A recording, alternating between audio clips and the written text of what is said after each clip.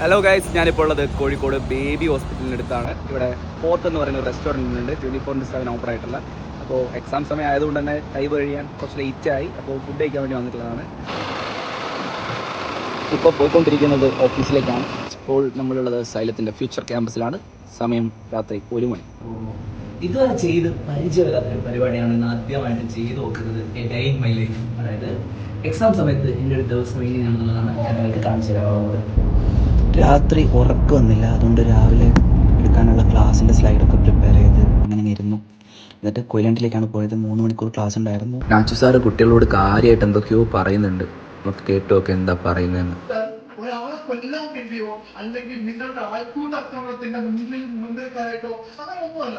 ഇത് നിങ്ങൾക്ക് ഏറ്റവും സേഫായി, ഏറ്റവും രസത്തിൽ, ഏറ്റവും ടീച്ചർ ഫ്രണ്ട്ലി ആയി പഠിച്ചിറങ്ങാൻ പറ്റുന്ന ഒരു സ്ഥലമാണ്. അങ്ങനെയല്ല എന്ന് ഇവിടെ ഓൾറെഡി 9ാം ക്ലാസ്സിൽ പഠിക്കുന്ന ഏതെങ്കിലും ഒരു കുട്ടി അറിയാമെങ്കിൽ നിങ്ങളുടെ അഡ്മിഷൻ എടുക്കണം. കൊയിലാണ്ടിയിൽ നിന്ന് നേരെ പോയത് നാദാപുരത്തേക്കായിരുന്നു.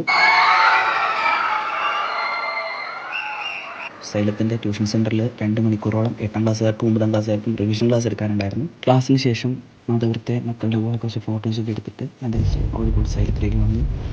7:30 എനിക്ക് ലൈവ് ഉണ്ടായിരുന്നു. 6:45 ഒക്കെ ആകുമ്പോഴും ബൈപ്പാസിൽ തന്നെ ആയതുകൊണ്ട് ഇൻ കേസ് ട്രാഫിക് ബ്ലോക്കിൽ നിന്ന് കുടുങ്ങിയാൽ ലൈവിലെത്താൻ ലേറ്റ് ആവുമല്ലോ എന്നുള്ള ടെൻഷനൊക്കെ ഇപ്പം ഇറങ്ങിയിട്ട് 7:15 സ്റ്റുഡിയോയിലെത്തി. റെഡിയാണോ? തുടങ്ങാം. അപ്പോൾ ഞാനിന്ന് ഇതിപ്പോൾ ഒരു 9ാമത്തെ മണിക്കൂറാണ് ക്ലാസ് എടുക്കുന്നത്. ഇപ്പോൾ 2 മണിക്കൂർ 9ാം ക്ലാസ്സിൽ ക്ലാസ് എടുത്തു. 8 മണിക്കൂർ കഴിഞ്ഞിട്ട് അതിനിടയിൽ ഞാൻ 120 kilometre total up and down travelling ചെയ്തിട്ടുണ്ട്.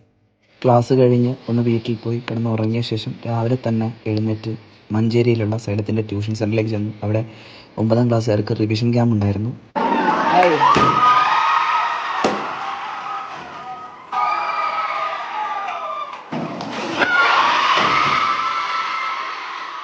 അത് കഴിഞ്ഞ് സൈലത്തിൽ വന്ന് +2 സീരീസിലെ കുട്ടികൾക്ക് ഒരു 4.5 മണിക്കൂർ റിവിഷൻ ക്ലാസ് കൂടി എടുത്തു. കഫക്കെട്ടുള്ളതുകൊണ്ട് AC ഇട്ടിട്ടുണ്ടായിരുന്നില്ല. അതുകൊണ്ട് തന്നെ വേർത്ത് കുളിച്ച് പണ്ടാറിറങ്ങിയിട്ടാണ് ക്ലാസ്സിൽ നിന്ന് ഇറങ്ങിയത്.